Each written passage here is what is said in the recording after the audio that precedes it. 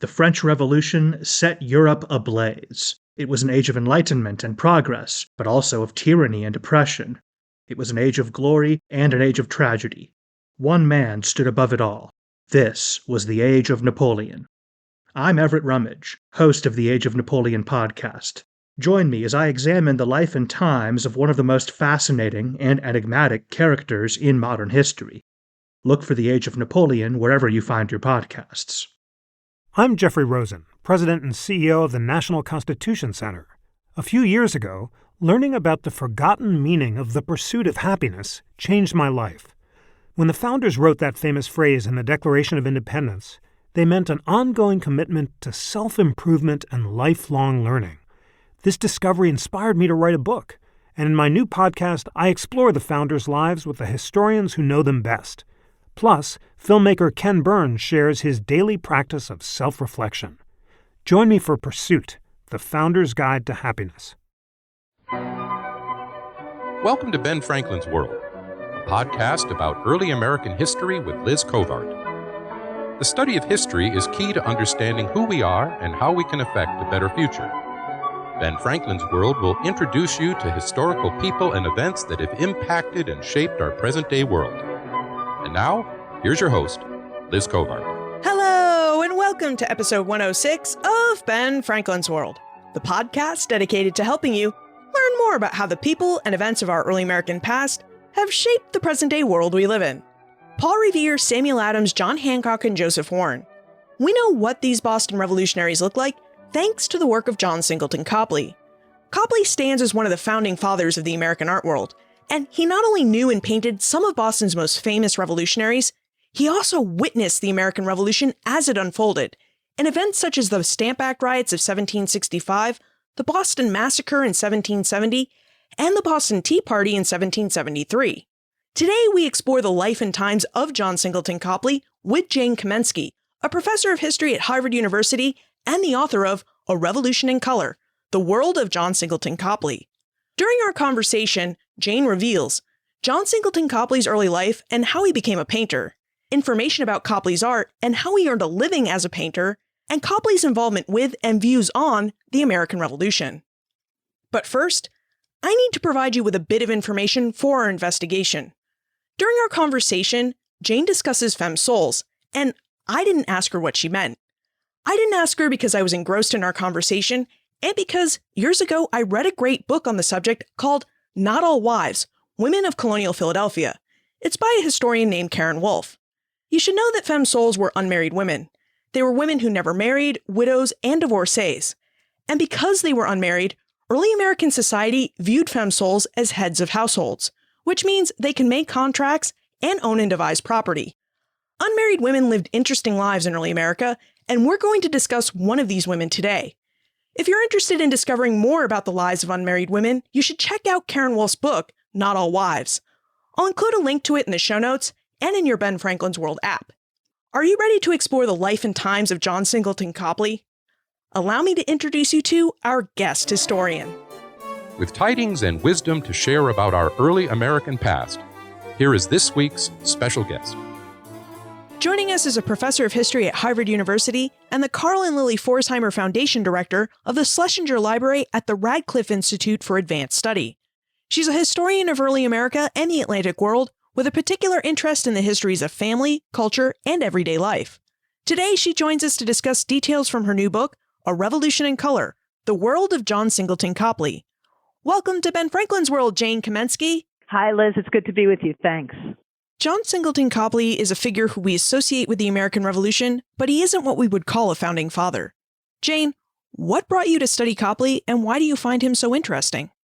It's been a long road, Liz, as is the case with many books. I started out actually studying Gilbert Stuart. I had written a book called The Exchange Artist about speculation in early America, and Stuart painted the protagonist of that book in a kind of climactic scene in the narrative. And I started working on portraiture and speculation in the early American Republic, and particularly on the way that Stuart had helped to create the nation of faces that we all associate with the Revolutionary era. And I got a grant to study American and British art history, Anglophone 18th century art history in London in 2007, 2008. I was over working at the Courtauld Institute and started to place Stuart in the whole cohort of provincial Britons who had spent part of their training years in London on the eve of and during the American Revolution. So beginning with the first to arrive in 1763 with Benjamin West and extending through Copley and then Stuart and Matthew Pratt and Mather Brown and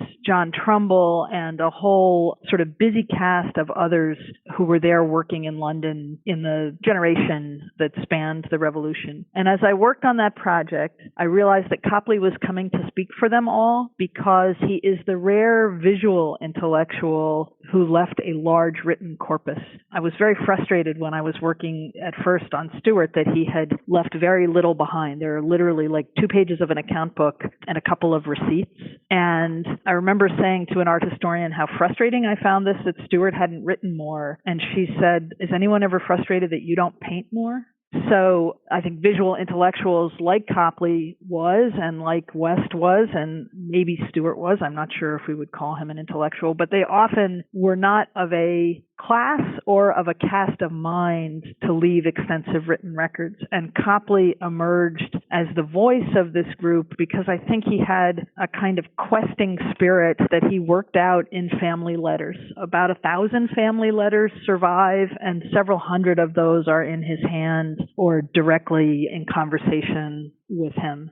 So he kind of took over the story almost in the way that novelists say that their characters take over. His voice was so urgent and so searing in some ways, and not only his art, but his life story and his character, for lack of a better word, his posture of vexed ambivalence in a period that we know as a period of easy certitude, opened up a much bigger story. What I had thought was an early Republic story became a Revolutionary era story, and what I had thought was a firmly American United States story became a British Atlantic story. So I felt very lucky to make his acquaintance so powerfully early in a kind of twisting road to this project. So what did all of these letters and pieces of family correspondence that you found reveal about Copley's life? I mean, how did Copley get his start, and how did he become a painter? As you know, as a historian who works with similar kinds of documents, one of the challenges of writing about somebody's early life is that his earliest letters don't kick in until his 20s, and that's a very typical thing. So the first stretch of the recovery of his life is really straight up social history, working in deeds and church registers and newspapers. A lot of it is still a black box to me. We know he was born in 1738 because by the time he was an older man, he was of the sentimental cast who referenced his own birthday. We don't know where he was born. We know it was in New England. It was almost certainly in Boston, but there is no record of his birth or his baptism. His parents were immigrants from Ireland in a period where Anglo-Irish immigration was beginning to pick up, and I've placed them in Boston in a relatively brief period of concentrated Irish immigration between circa 1735 and 1737. 38. Largely a group of land speculations where promoters of large-scale projects took to colonize lands to the eastward, as people said in 18th century Massachusetts when they referenced contemporary Maine, went over to England and to Anglo-Ireland and found those sort of striving lower middling gentry who were likely to light out for the colonies with a land grant promise. And it is extremely probable that his father was one of those who signed on to such a project in Maine lands and came over with other similarly inclined people. Both of Copley's parents were moderately well born and yet not well enough born to make a go of it with their family resources. I think this is a very common story in many British American places, especially in the mid-Atlantic and in the southern continental colonies. It's a less common story in New England, and I think one of the interesting things about the Copley family is they force us to consider the New England story in that light. So his mother is, quite to the manor born in County Clare in Ireland. His father is born in Limerick, and yet they both wash up in the greater Massachusetts that includes what we would now call the Maine frontier. I know that Copley's father is here and alive in 1738. I know that he's still alive in 1741. He dies quite early in the story, likely considerably before Copley's mother remarried in 1748. One other thing about Copley's early life that I don't have through his eyes, but that as a social historian I came to think of as highly singular, he's an only child. And an only child in early modern times, especially in the, demographic oven of early New England, a place where families are large and life expectancies are nearly as long as they are until the 20th century. An only child is as rare as hen's teeth. I think man-woman couples who had no children, who were barren, as they would have said, were probably commoner than couples who had one child. So he has a quite unusual family structure, and this gives him both opportunities and burdens early in his life in ways that I came to think were significant, both economically and professionally and also psychologically. That is really interesting because when you think of colonial New England, you think of big families needed to work a farm and maybe fewer children to work in a city, but still big families and not only children. So what kind of opportunities and burdens did Copley have as an only child?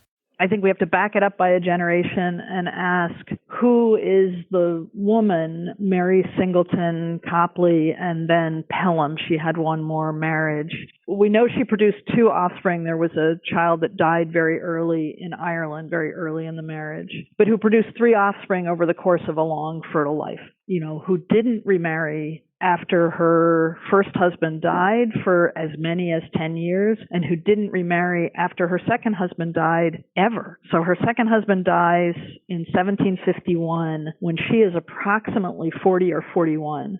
Colonial American birth patterns, she's got quite a number of fertile years left. She's not a prosperous femme sole trader, and she doesn't remarry. And the first husband died when she was maybe 30, maybe as early as 30. And she didn't remarry for 10 years.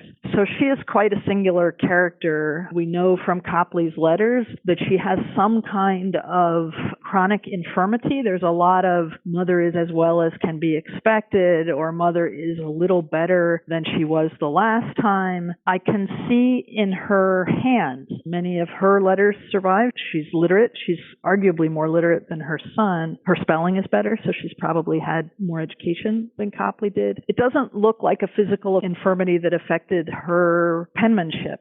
So she's fragile in some way. And I think that is a burden on the young man who spends a chunk of time as an only son, solitary with her, very early in life, and then a more knowable interval of time from the age of 13 when her second husband, Copley's stepfather, dies, really as the natal family's sole support. There may be support from collateral kin that I can't quite see. So the opportunity, he doesn't have a lot of competition for not his father's contributions, because I think, again, his father dies when Copley is maybe as young as 3, but for his stepfather's trade and tools. And his stepfather, Peter Pelham, English-born of Irish extraction, his stepfather's an engraver. So he has a kind of direct path to that trade and to any capital that his stepfather left behind, and that capital would have been in the form of trade goods, engravers, trade goods.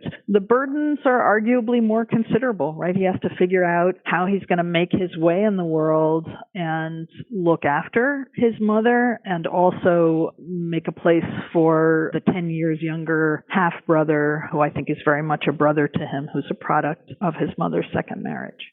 Was it the tools left behind by Copley's stepfather that encouraged him to become a painter? And how did he train as a painter? Because it's my understanding that in Europe, artists in training go to art school and work with a master.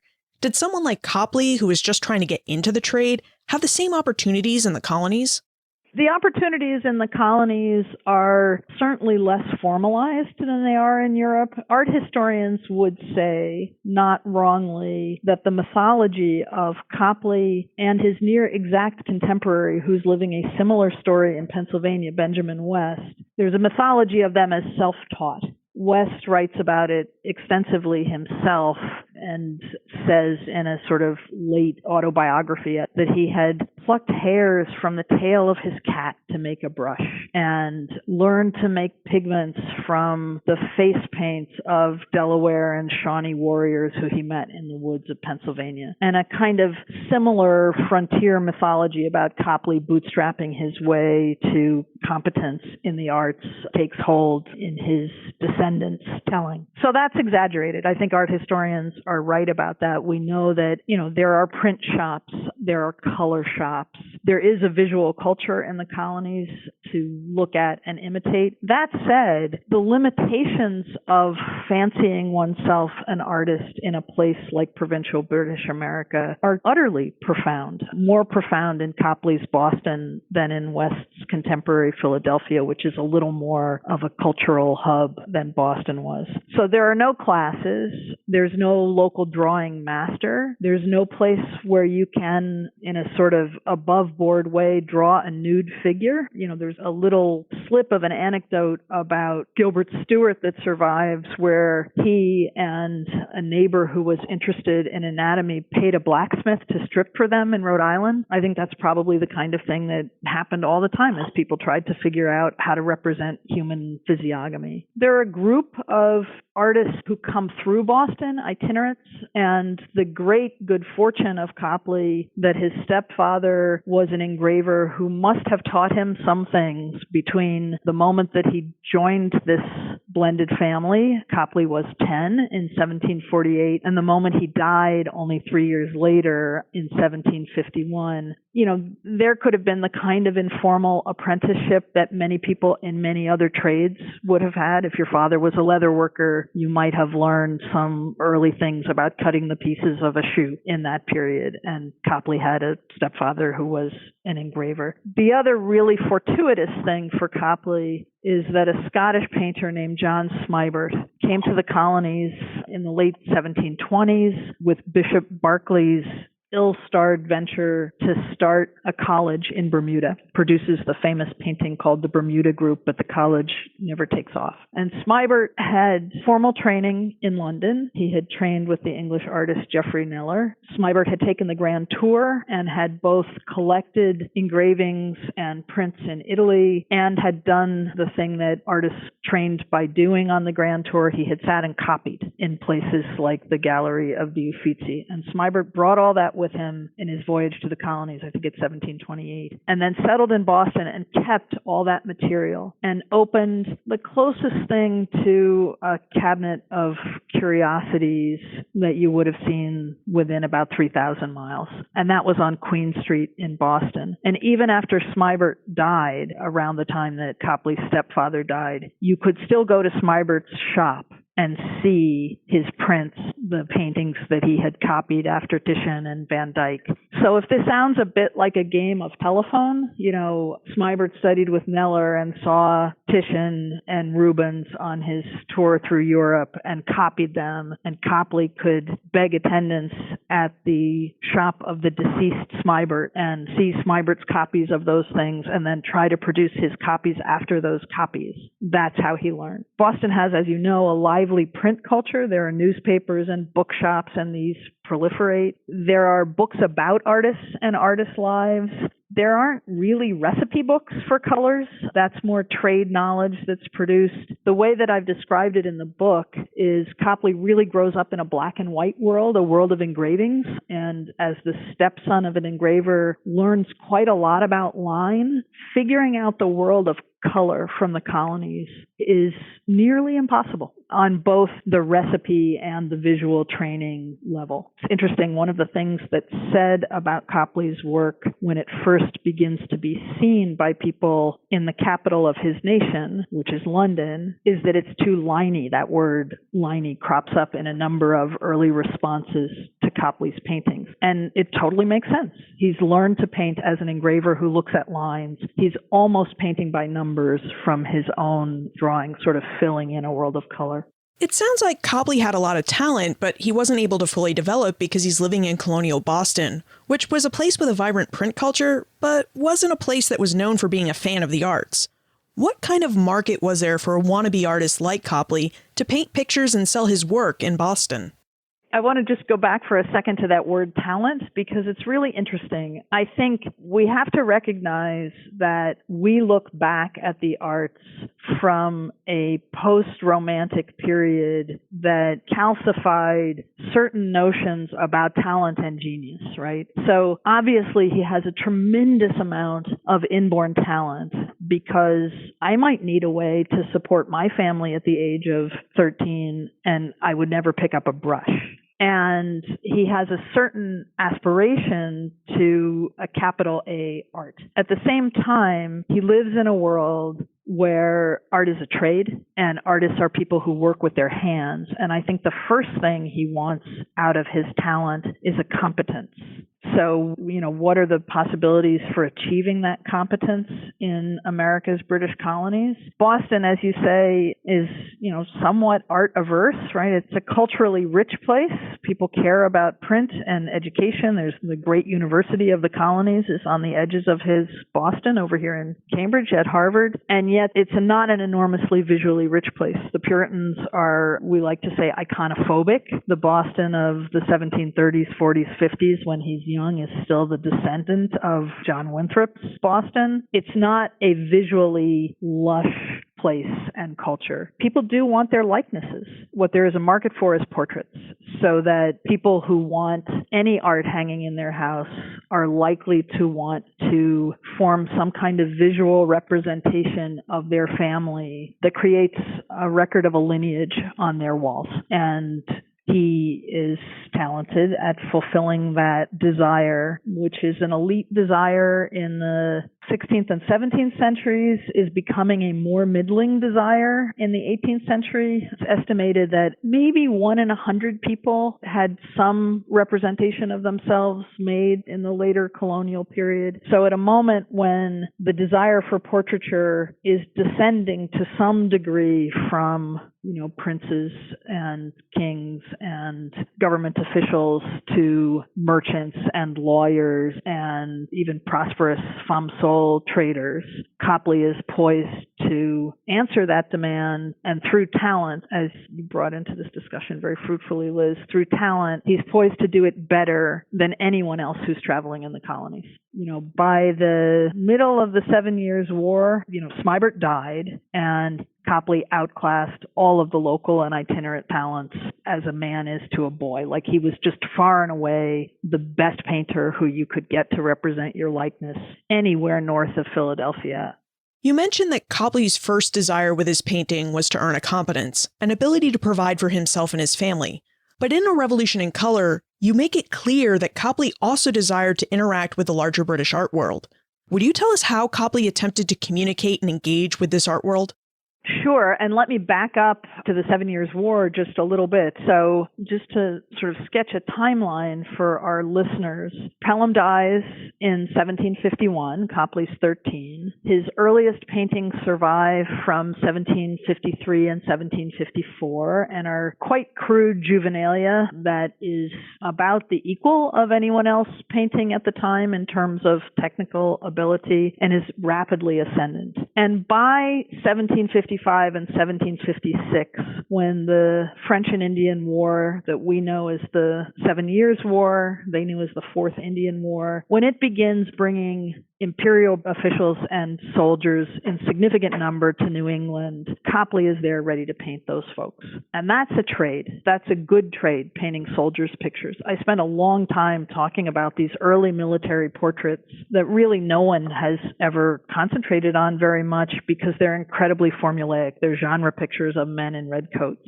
And he really cut his teeth as a tradesman, painting people wrapped in the fabric of empire. Red is very important in the history of his career. So that's the middle and late 1750s. When he first begins to dream of a London eye, I can't say, because we only know when he begins to act on that dream, which is in 1765. So in the year 1765, his road to a revolution in color begins at almost the self-same moment as the colony's road, as what we look back on and think of as the colony's road to revolution. In the spring of 1765, as Bostonians are beginning to rumble and grumble about the Stamp Act, Copley is working on a picture, what he would have called a picture with a capital P, in other words, an exhibition picture, no mere portrait, that becomes the small-sized canvas that we know as The Boy with a Squirrel, a picture of his half-brother, Harry Pelham. He ships that to London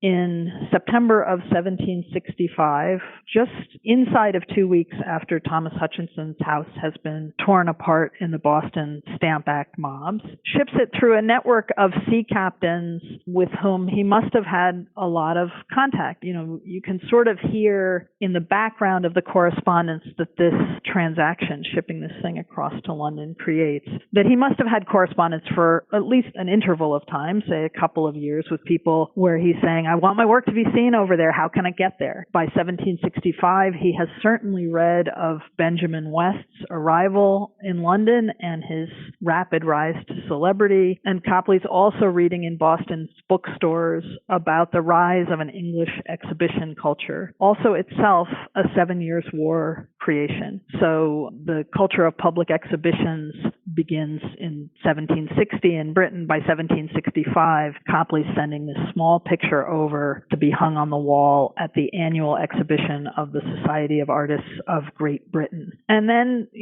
sort of waiting on the wharf for news to come back about what people think. I believe that when he sends that picture, he already sees a kind of fork in his biographical road where, depending on that reception, one would either stay and keep painting to achieve the competence that he's achieved, or make a more ambitious journey to the center of the nation he knows, so make a journey east to London. And the news comes back almost a full year later. It's late in 1766 when he hears about the reception of the painting, and that's when he begins to reckon this decision on paper in earnest in ways that we can directly hear it. But he must be thinking about it, 1763, 4, 5, sort of screwing up his courage. I think the man never acted precipitously in his life.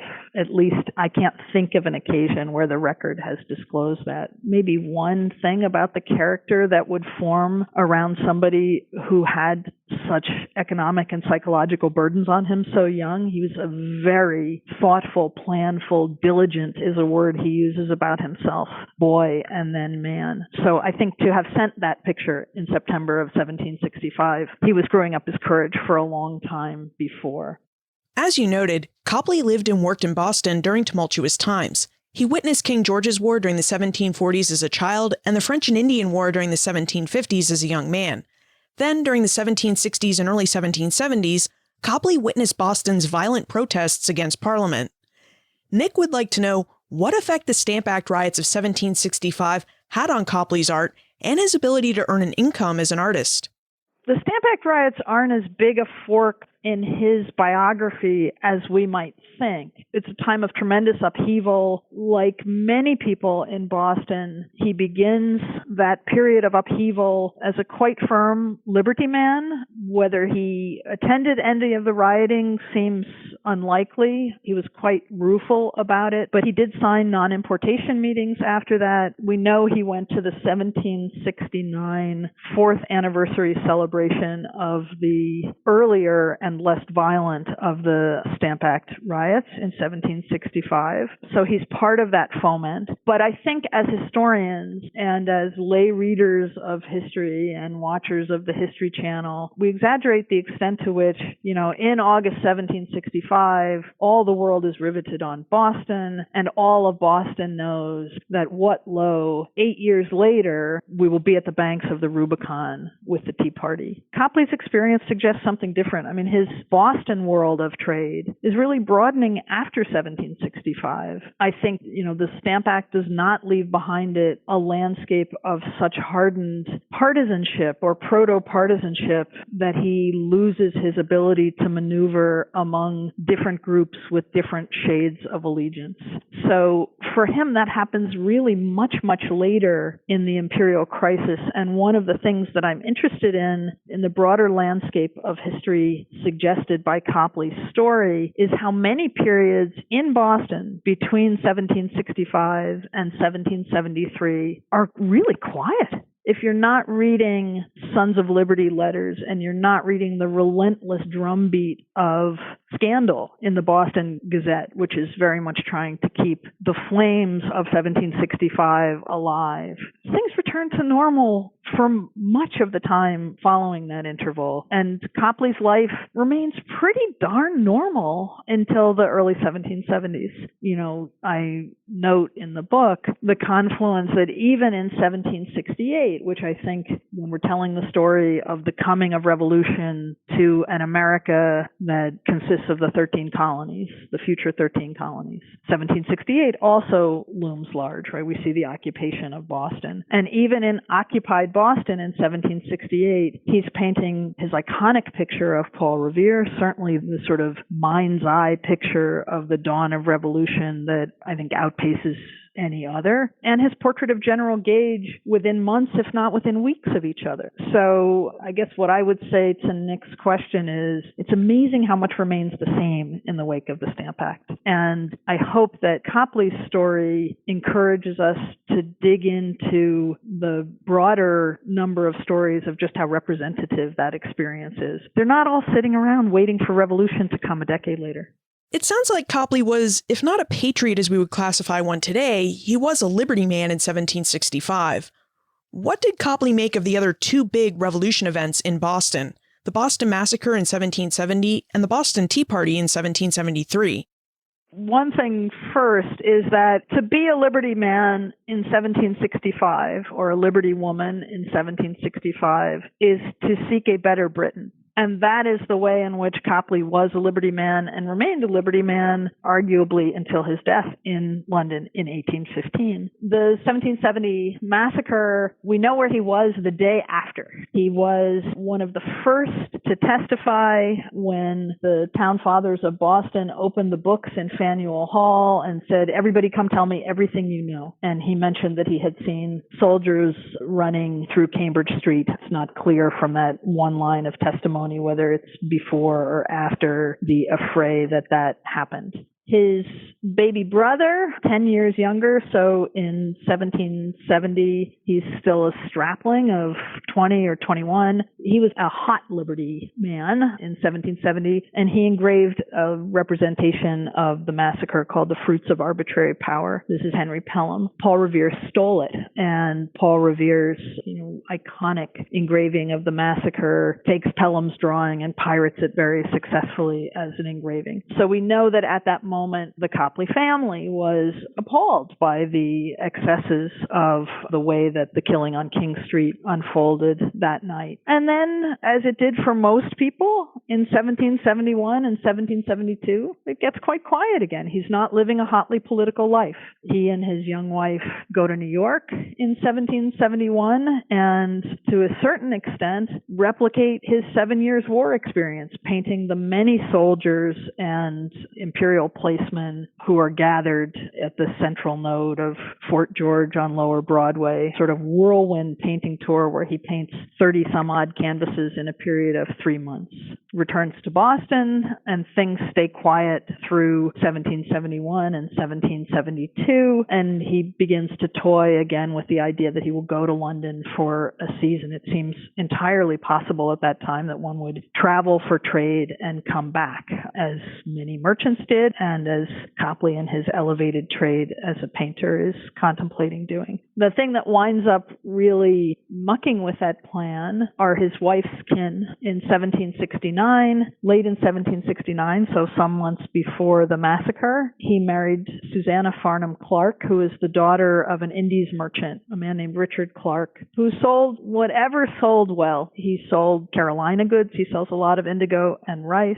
Who sold West Indies goods. He sells sugar and rum, and who sells some East India goods. He dabbles in tea. He gives up selling tea, Richard Clark does, in the late 1760s as non-importation really heats up. And then when the non-importation agreements collapse, he starts selling tea again. In 1773, after the Tea Act, Clark thinks like this sounds like a moment to make a killing in tea, to get one of these great new East India Company licenses to consign tea in the colonies. And Copley's father-in-law and his brother-in-law are one of the three lucky firms who prevails in July of 1773 in getting an East India Company license. And if you're listening anywhere within spitting distance of Boston or know the unfolding story of the Revolution well, you know what comes next, right? May you live in interesting times. It turns out not to be such a fortuitous thing to have gotten an imperial license to sell tea in Boston in 1773. So as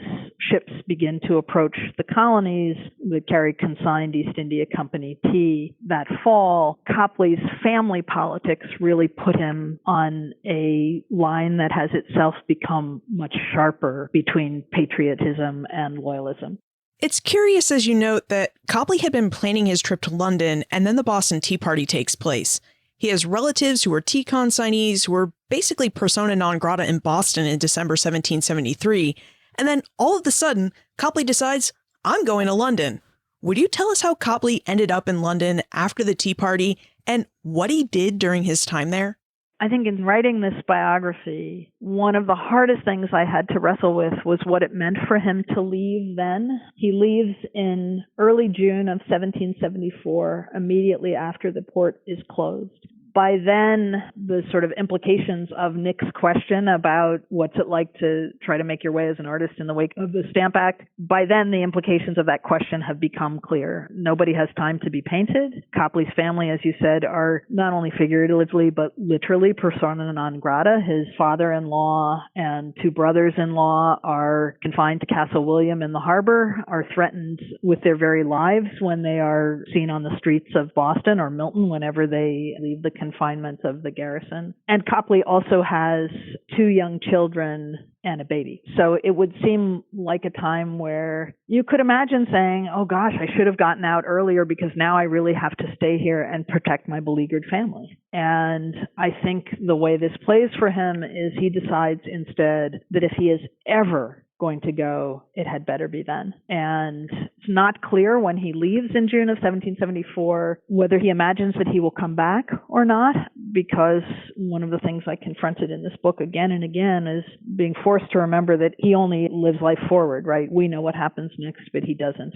So he leaves in 1774. He sails to London, where he has kin and a substantial group of British American exiles who are already there. Hutchinson is also collateral kin by marriage, so gets swept up into this world of Clarks and Hutchinsons and spends a brief time in London, a period of a couple months in London, before seeking his real and ultimate object, which is to make a grand tour of the European continent. And I have a kind of dual camera in Revolution in Color on the remainder of 1774 and 1775, while he's going overland from the English coast through France and into Italy as far as Naples and Paestum, the Greco-Roman ruins at Paestum, and sort of experiencing the wonders of a world that has burst into color as he had dreamt of for at least 10 years and probably longer. And his wife and children and his brother and his mother and his father-in-law and his two brothers-in-law and all of their friends are in a Boston that is at first under grave privation. By the fall of 1774, has begun to anticipate an attack. There's a scare that the attack on Boston is coming in the fall of 1774. It doesn't come. And of course, by the spring of 1775, has broken into open warfare. So he is gaily swanning through the Grand Tour while his family winds up in the middle of the siege of Boston. It was a really interesting dual perspective on a highly contingent moment.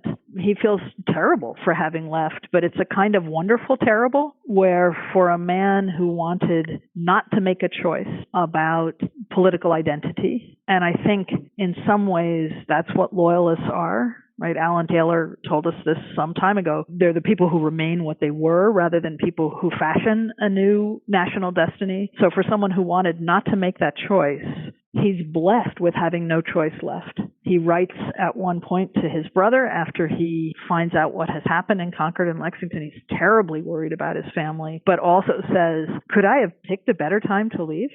Had I left any later, I couldn't have gotten out, and now there is no choice left. I think he's quite relieved at the fact that destiny has chosen them to continue to make their lives in England, which is not an expatriation, but a patriation, right? He's born in British Boston. They're going to continue to make their lives in England by having the family sail to meet him in London, which they do right at the end of 1775. You mentioned that you grappled with what it was like for Copley to leave Boston in 1774 and what he was thinking. What about in 1783-84 when the United States achieved its independence? Copley had spent the entire war in Europe and London. What did he make of American independence? And did he ever desire to return to Boston? That's a really complicated question. I think the short answer is he agonized about it for 30 years, right? 1783 to the 18 teens is 30 years. And he never did go back. So I'll start with the firmest thing we know. He didn't go back. He was quite anxious for the fate of his property. So I've said that he was diligent. By 1765, he had amassed a competence that he estimated as an income of about £300 a year. After his marriage, he amassed an estate on Beacon Hill that comprised at its zenith in 1771-72 about 20 acres. Most of what we now know as the neighborhood that's Beacon Hill was originally owned by Copley. He left that competence and that estate behind when he uprooted his family to London. And, if I had to guess what was Copley's first thought on the achievement of American independence, it was, is there a way for me to get my property back? I should say that unlike most of his countrymen, independence did not take Copley by surprise. He says in 1775, America will win. He has seen the vehemence of his neighbors in Boston. From his perspective, he has seen them frothing at the mouth. He knows that they will not back down until every drop of blood is shed. And he says, America will win. And asks his brother in this letter, but what then? Will it be the greatest experiment anyone has ever seen or the greatest despotism man has never known? Cannot tell. Please don't pick up a gun is his urging to his brother in 1775. Don't pick up a gun no matter who asks you. So in 1773, does he think this is the most thrilling experiment the world has ever known? Too soon to tell. A decade later, in the mid-1790s, he's curious enough about this question of the fate of his property that he sends his son to do a kind of reverse grand tour of America and, sort of suss out what's become of the place and whether it might make sense for a now upper middle-aged couple with, near adult children to return to the land of their birth. I think his responses to the United States later in his life are chiefly conditioned by the ongoing state of war in Britain. So it's not coincidence that he takes up this question in writing in 1794, right? The Napoleonic Wars are making London seem intermittently precarious, and one begins to think of America. He follows, and his other compatriots at the Royal Academy in London follow the fortunes of the arts in America, and by 1794, the post-war depression American in the colonies, in the former colonies, is giving way to the incredible dynamism of the economy of the early American Republic. And he looks a bit wistfully to see whether he would make it there. I think the same impulse to research and take pains and delay means that the American experiment is never quite compelling enough to him in economic and professional terms to put him back on a boat. I'd like to ask one more question before we move into the time warp. Jen would like to know what Copley would think about his place in history as one of America's founding and greatest artists. Because, as you just mentioned, it seems like his relationship with the United States was a bit conflicted. He would unquestionably be proud and thought of himself as something of a founder. When he talked about, the rise of American arts, which he did in the 1760s, I think he meant it with the same kind of regional pride that someone in Derbyshire might have talked about the rise of the arts of the English Midlands, or somebody in Edinburgh might have talked about the rise of Scottish arts. So not as a nationalist project, but he did want to be seen as a founder of that American school. So on the one hand, pride. On the other hand, he certainly did not consider his best work to have been done in the former colonies.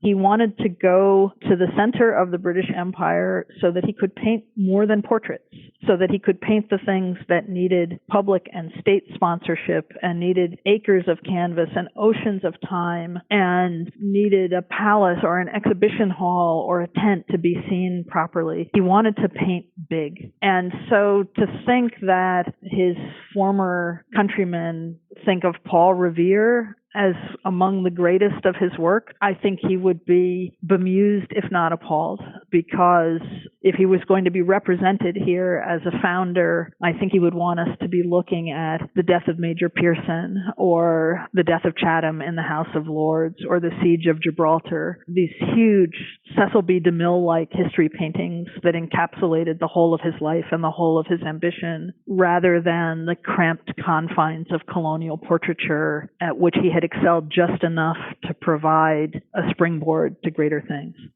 It's time for the Time Warp. This is a fun segment of the show where we ask you a hypothetical history question about what might have happened if something had occurred differently or if someone had acted differently.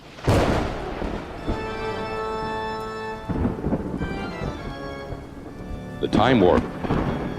Historians can't predict the future, but they can speculate about what might have been.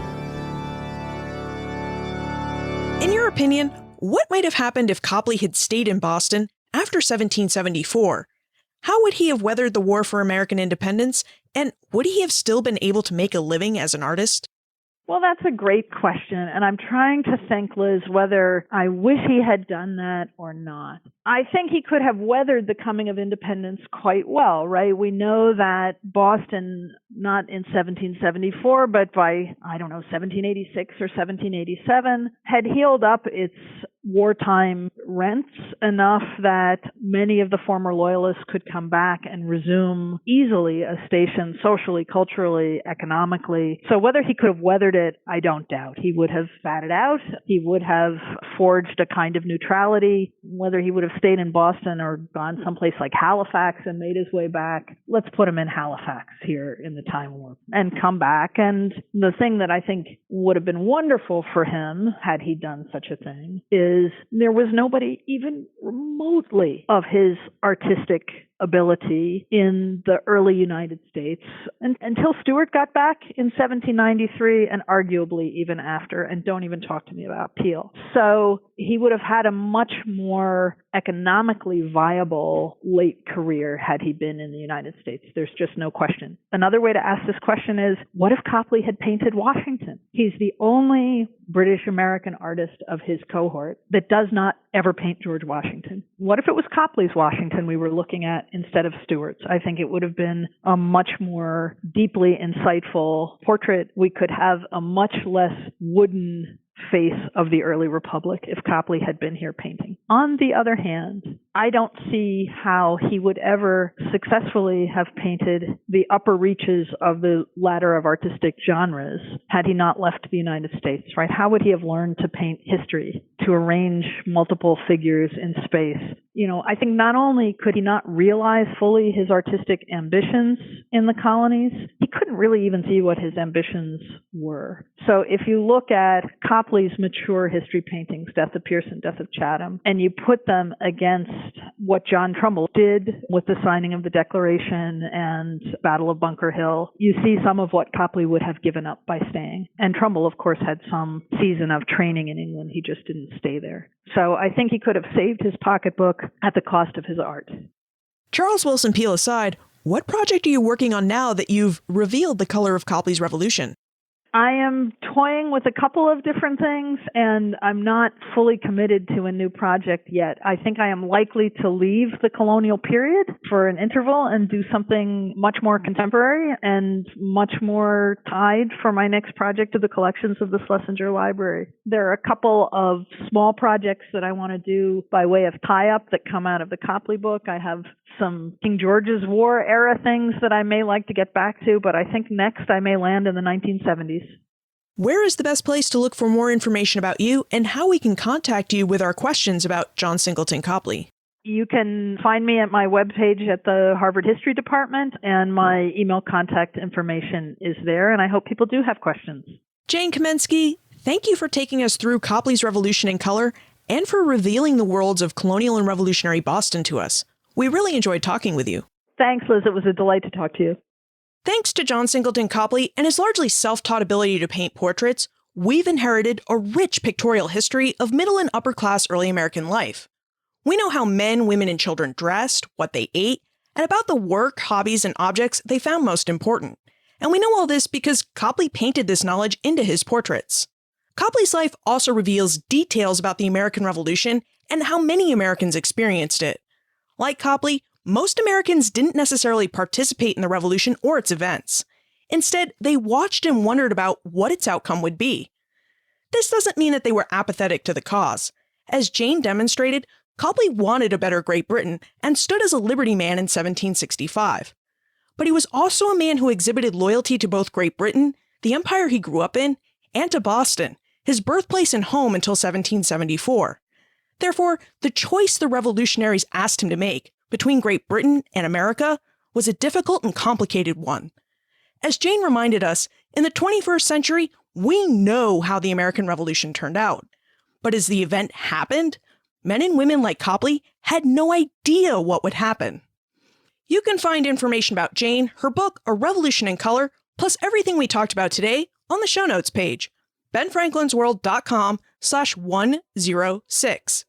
I know Jane's discussion of the Tea Act and the Boston Tea Party has probably piqued your interest in these events, and I have some really exciting news on that front. There's a historian who's been researching the tea crisis, and she recently found new and exciting information that will change how we view the crisis and the Boston Tea Party. Would you like to know what that information is? You'll have to tune in on December 13 when Ben Franklin's World will mark the anniversary of the Boston Tea Party with a special episode all about the tea crisis of 1773. Finally, what is your favorite Copley portrait or painting? Send your answers to liz@benfranklinsworld.com, tweet me @LizCovart, or post a comment on the show notes or in our listener community on Facebook. And remember, never leave till tomorrow that which you can do today.